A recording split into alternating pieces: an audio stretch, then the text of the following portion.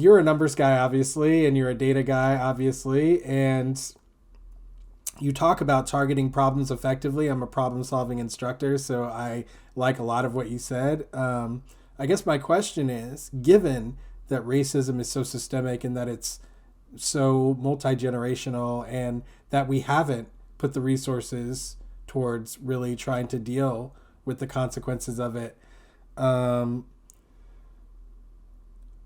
do you think that it makes sense to kind of talk about anti-racism as a vehicle to open up those opportunities for those black males who are heavily concentrated in these areas and the victims and the perpetrators? Maybe, kind of not having them being stabbed by little needles every single day of their lives. Do you think that that would actually reduce gun violence? And do you think it's a worthwhile endeavor given the history of a lack of support for anti-racism? Yeah, it's a good question, and I think like what I would say in the short answer is I think if it's paired with the solutions we tend to work in the short and midterm, absolutely. I think when you talk about the long term need for the work you're engaged with, the answer is absolutely. But I think in the short and midterm, when we talk about that highest risk group, and I can get into that more in a second, what I mean by that.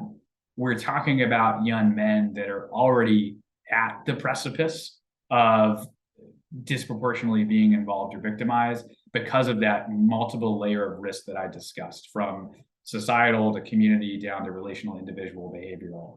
And so when we get to that level, we are talking about intervention, not short or midterm prevention, and definitely not long-term prevention, which is really the root cause stuff we talk about, which I think is where most explicitly, like an understanding of structural racism and actively fighting against those consequences are part of these long-term solutions, particularly in these communities. That said, I think if it's paired with some of the intervention programs that we fund, I think it could potentially be, if not definitely be, an extra sort of dosage of prescriptive power around like empowerment, for example. A lot of the programs that we engage with, not to jump the gun here, and I'm sure we can talk about more in a few minutes, tend to work on focusing those at highest risk of involvement with cognitive behavioral therapy and opportunities beyond the scope of what they have traditionally, given their risk factors, have had been able to receive. And I think when you talk about the educational and empowering nature of understanding and being involved with anti-racist work in that light, I think it's definitely a piece of this puzzle in terms of additional programmatic support that might help give people a way out or an additional understanding of their current context. And so I think that's like my answer there. And what I wanted to add on top of it is I mentioned before briefly those different risk factors, and I dove a little bit into community violence, but less community level risk factors, less into the others. And I think that's also going to add context here to that question, Will. So when I talk about, again, those 5 intersecting risk factors, at the top I said cultural and societal. And I want to be really clear in what I mean there. So we live in the US, and for better or worse, I would argue for worse by a long shot, we live in a country where it is a right to access a firearm, not a privilege, which is the case in most of not just the developed world, but most of the world, period. And so easy access to a gun is definitely a part of gun violence. You cannot remove that piece when you talk about gun violence. Other broader cultural risk factors that contribute to all forms of gun violence, whether suicide, I would argue, community violence, domestic violence, or mass shootings more broadly, I think is this idea of toxic masculinity. When we talk about those most impacted by those different types of gun violence and those most involved when it's other oriented, overwhelmingly these affect men. And community violence, we talked about young Black men specifically. Other types of violence look a little bit different depending on the context. But you cannot ignore the expectations that men in this country grow up with that make them feel like they cannot talk about their feelings, like they have to act violently to gain respect and keep respect, and particularly derogatory relationships and thinking around women and men within that context, we think are a piece of some of the broader societal reasons of why males in particular are so involved and impacted in gun violence. So that's a piece. And then also we have societally, obviously, all of the mechanisms that uphold our systems of stratification in the United States, whether they be racial, economic, or gender, right? So these are all broad societal risk factors that I think contribute to this issue in the United States so steeply, right? But those aren't enough to explain the concentration by themselves, right? Because why isn't most of our communities involved in this? That's when we dive a little deeper into those community level risk factors I talked about. Like, again, racial segregation being one of our biggest predictors. And I think why, because of things like its association with concentration of poverty, social isolation, legal cynicism, because of disproportionate harassment and involvement in the carceral system in these communities, and also other risk factors that I mentioned earlier. But again, even that alone doesn't explain the concentration. Why? Because why is it that only a small percentage of people in these communities in this country are involved in it?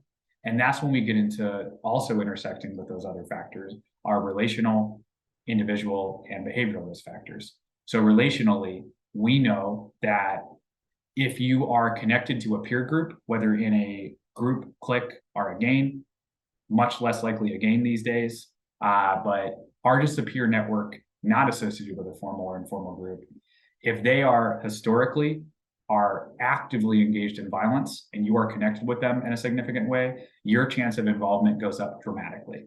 Likewise, if you are connected to a homicide or shooting victim, your chance of involvement, given some other risk factors I'll get to, also go up dramatically, either because of potential retaliation from you or from someone else wanting to finish a job. That delves us into individual and developmental risk factors. So I already talked about that being young and being male are risk factors. And I think the male piece is because of its connection to concentrations of poverty, not any biological disposition that puts men at risk to be more violent. That is not true. No matter how many people talk about that actively, men are not more likely to commit violence because of having, say, higher testosterone levels. Any study that says so, in my opinion, from what I've seen, is pseudoscience. What we do see is the connection of culture with things like harmful masculine expectations.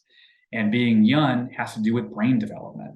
So when we talk about those most involved, particularly that 18 to 34 group, more broadly 15 to 39, if folks don't know, we literally use different parts of our brain to make decisions based on our age because of that brain developmental context. So around and up until the age of 25 and earlier, you're primarily making decisions with your amygdala, which is the emotional center of our brain. So think about like the worst decision-making model you can think of, Will, and that's what we have as young people.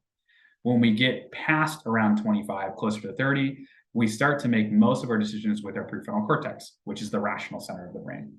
There's no coincidence then that we see involvement drop off as people get older.